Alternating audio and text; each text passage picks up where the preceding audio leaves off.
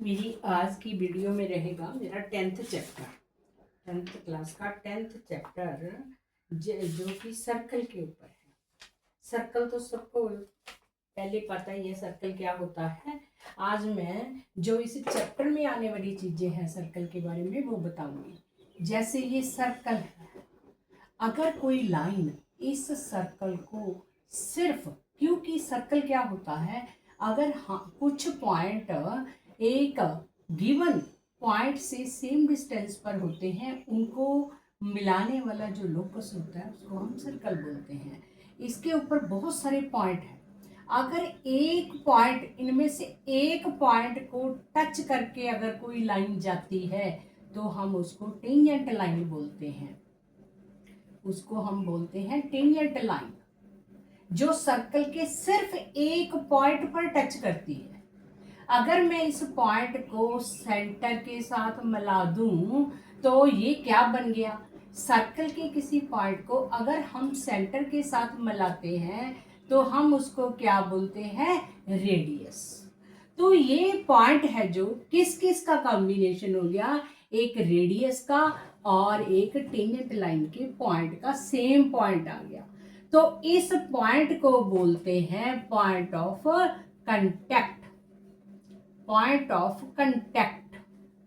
And जो point of contact होता है उसके साथ ये रेडियस 90 डिग्री का एंगल बनाता है। ये 90 डिग्री का एंगल क्यों बनाता है, क्योंकि अगर एक लाइन है, कोई एक्सटीरियर पॉइंट है, उससे हम इस लाइन पर बहुत सारी लाइनें ड्रॉ कर दें, लाइंस ड्रॉ कर दें, तो उनमें से जो सबसे छोटी लाइन होती है वो हमेशा परपेंडिकुलर होती है। इसी प्रकार जो टेंजेंट लाइन है, इसके ऊपर अगर हम कोई पॉइंट और ले लेंगे तो वो सारे सर्कल के बाहर लाई करेंगे ना। सबसे छोटा डिस्टेंस इस सेंटर O से टेंजेंट लाइन का कौन सा है, OP। इसलिए OP इस टेंजेंट लाइन पर 90 डिग्री का एंगल बनाता है। तो अगर पॉइंट ऑफ कांटेक्ट पर ये एंगल 90 डिग्री का है तो हम कह सकते हैं कि ये टेंजेंट लाइन है। एक और होता है, अगर इस सर्कल को कोई लाइन दो पॉइंट्स पर इंटरसेक्ट करके जाती है, ये लाइन सिर्फ एक पॉइंट पर इंटरसेक्ट की है सर्कल को, अगर दो पॉइंट्स पर टच करके जाती है तो हम उसको सीकेंट लाइन बोलते हैं। सीकेंट लाइन और टेंजेंट लाइन में क्या फर्क है, सीकेंट लाइन जो सर्कल को 2 पॉइंट्स पे इंटरसेक्ट करती है और जो टेंजेंट लाइन होती है वो सर्कल को एक ही पॉइंट पे टच करती है। तो रही बात, एक सर्कल के ऊपर हम कितनी टेंजेंट्स ड्रॉ कर सकते हैं।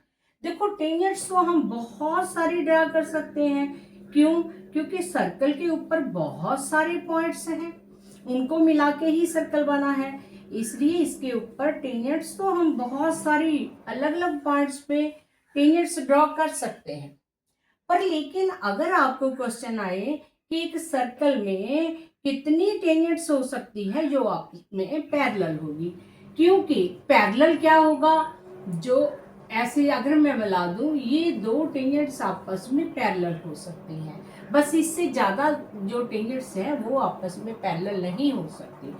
अगर सीकेंट लाइन और टेंजेंट लाइन के बारे में पूछा जाए, जैसे ये है, ये पॉइंट ऑफ कांटेक्ट P है, तो ये दोनों secant line and tangent line आपस में पैरेलल ड्रॉ की जा सकती है। अगर ये मैं सीकेंट लाइन पे ये 90 डिग्री का एंगल देख लूं तो ये दोनों लाइंस आपस में पैरेलल हो जाएंगी। अब आपकी बुक 10.1 का फर्स्ट क्वेश्चन है, how many tangents can a circle है। एक सर्कल की कितनी टेंजेंट्स हो सकती है, क्योंकि सर्कल की टेंजेंट्स तो बहुत हो सकती है। क्यों, क्योंकि सर्कल के ऊपर बहुत सारे पॉइंट्स हैं, इसलिए इसके ऊपर इनफाइनाइट टेंजेंट्स ड्रॉ की जा सकती है। इसका दूसरा क्वेश्चन जैसे बुक का है, fill in the blanks, tangent to a circle intersect it in how many points. कोई टेंजेंट सर्कल को कितने पॉइंट में टच करती है, तो सिर्फ आपका आंसर होगा एक पॉइंट पर। A line intersect circle in 2 points, अगर वो सर्कल को 2 पॉइंट्स पर इंटरसेक्ट कर गई तो हम उसको सीकेंट लाइन बोलते हैं। A circle can have how many tangents parallel to each other? Only 2. The common point of a tangent to a circle, common point को क्या कहते हैं? रेडियस, और टेंजेंट लाइन के पॉइंट को क्या कहते हैं? Point of contact. तो इसके बुक का 10.1 का थर्ड क्वेश्चन आ गया। थर्ड क्वेश्चन में क्या है? A tangent P Q at a point P, एक सर्कल के ऊपर ये पॉइंट P गिवन है, इसके ऊपर एक टेंजेंट ड्रॉ की हुई है। This is the centre of the circle and radius of the circle is 5 centimetre, means this is 5 centimetre.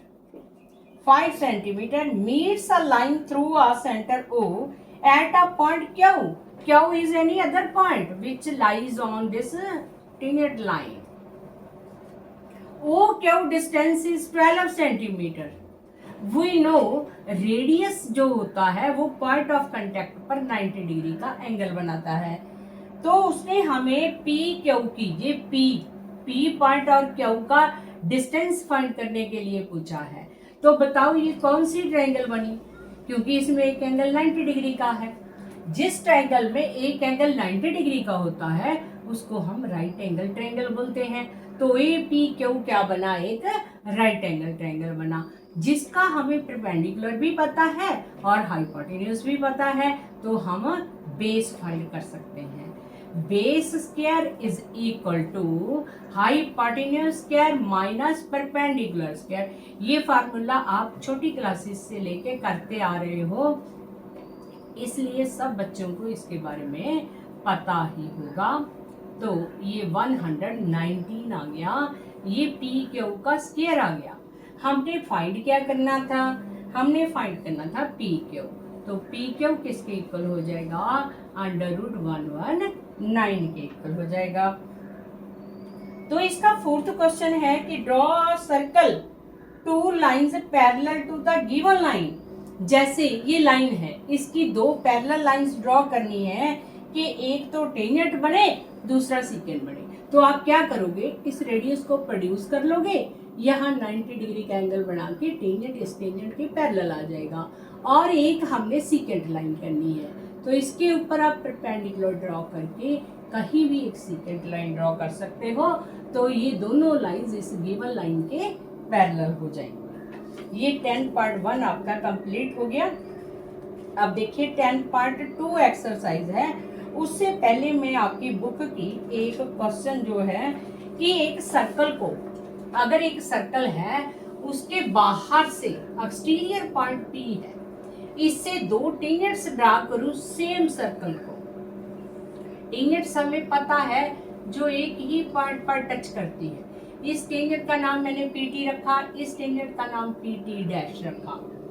तो दोनों ये टेंजेंट्स आपस में लेंथ में इक्वल होती है। ये कैसे प्रूव करोगे? तो आप ये सेंटर है उसको मिला लोगे, इसको भी मिला लोगे, तो आपको पता है ये क्या बन गया? पॉइंट ऑफ कांटेक्ट बन गया, क्योंकि रेडियस एंड टेंजेंट लाइन का कॉमन पॉइंट है। ये हमें पता है 90 डिग्री है। इसी प्रकार ये भी हमें पता है 90 डिग्री है।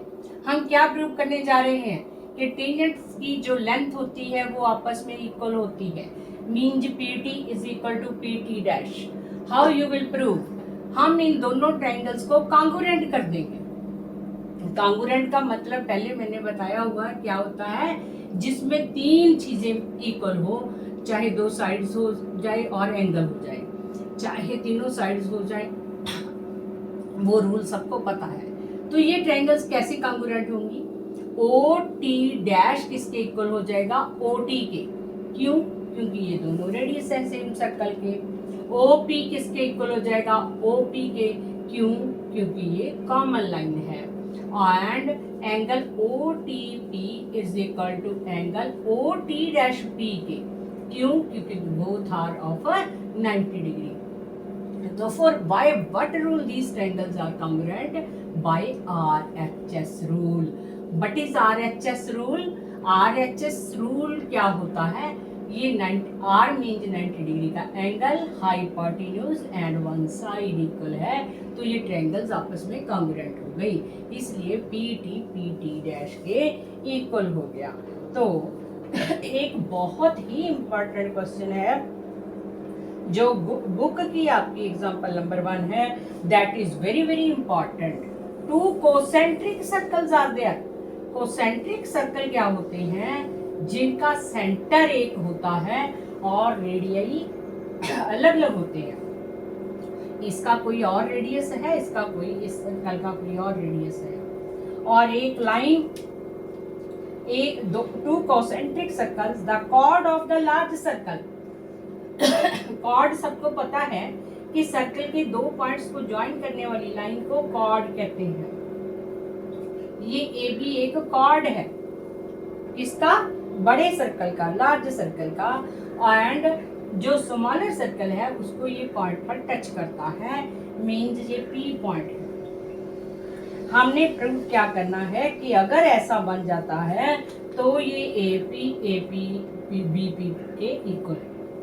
फिर से समझिए, अगर दो कोसेंट्रिक सर्कल हैं, एक कॉर्ड जो कि बड़े सर्कल का है और छोटे सर्कल को वो एक पॉइंट पर टच करता है, तो आपने प्रूव करना है कि ये P पर बाइसेक्ट होता है, means A P B P के इक्वल है। तो अगर आप ओ पी को ज्वाइन कर लोगे तो ये 90 डिग्री बन जाएगा, जो कि मैंने पहले बताया हुआ है। अगर मैं इनको ज्वाइन कर दूं, इन दोनों को, देखो हम दो ट्रायंगल्स कॉन्ग्रुएंट कर सकते हैं। कैसे करेंगे? ओ ए ओ बी के इक्वल होगा, क्योंकि radius of the large circle, and O P common आ जाएगा, and these both angles are equal each of 90 degree. By what rule these triangles are congruent? By RHS rule. तो फिर A P equal to B P हो जाएगा sides of congruent triangles. उसको corresponding sides कहते हैं। Corresponding sides क्या होती हैं? क्रॉसपॉन्डिंग साइड्स होती हैं। अगर कॉरस्पॉन्डिंग जो होता है उसका मतलब है, अगर मैं इस ट्रायंगल ओ पी बी को उठा के ओ पी ए के ऊपर रखूं तो पी बी पी ए के इक्वल आएगा, ऊपर आएगा, उसको कॉरस्पॉन्डिंग साइड्स कहते हैं। तो इस तरह यही क्वेश्चन है, बहुत इम्पोर्टेंट है, लेकिन ये बहुत सिंपल क्वेश्चन है। और कल मैं आपको अगली एग्जांपल्स करवाऊंगी।